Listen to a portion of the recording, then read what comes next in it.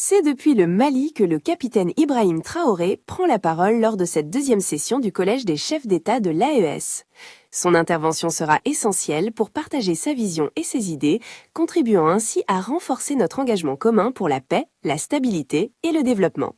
Écoutons-le à présent. En fondant la Confédération de l'AES, nous avons senti ce froid venir.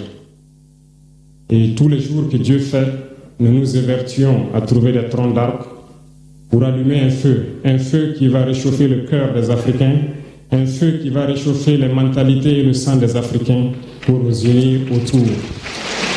Nous nous sommes évertués également à faire la chasse aux loups pour essayer d'utiliser leur peau pour faire des manteaux pour nous protéger du froid de l'hiver. Nous nous sommes évertués à construire des montagnes, des grandes montagnes pour briser le vent de l'hiver qui devrait s'abattre sur nos communautés. Malheureusement, force est de constater que certains Noirs sont là tous les jours à arroser nos troncs d'arbres d'eau fraîche pour qu'ils ne puissent pas brûler.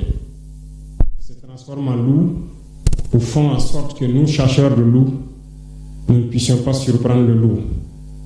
Lorsque nous voulons construire nos montagnes, ils brisent les cailloux pour que nous ne puissions pas arriver. Pourtant, l'hiver arrive. Et quand l'hiver viendra, devrions-nous permettre à ceux-là qui combattent de venir se protéger avec nos manteaux qu'on a confectionnés, avec les montagnes qu'on a construites pour nous protéger des vents, ou encore se réchauffer avec nous autour du feu. Telle est la question qu'il faut qu'on se pose. Qu'adviendra-t-il donc du panafricanisme quand l'hiver viendra? L'hiver viendra parce que la guerre se transporte en Afrique de l'Ouest. Les impérialistes font tout pour mettre l'Afrique de l'Ouest à feu et à sang.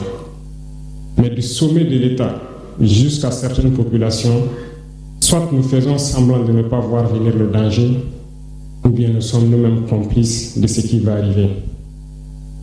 Le chaos pourrait s'installer. Je dis bien pourrait s'installer. Beaucoup de gens pourraient mourir. Nous allons nous entretuer de manière tellement atroce. Et pendant ce temps, ils seraient là à piller nos richesses, à imposer leur volonté. Et ceux qui vont survivre de cette tragédie n'auront que deux choix.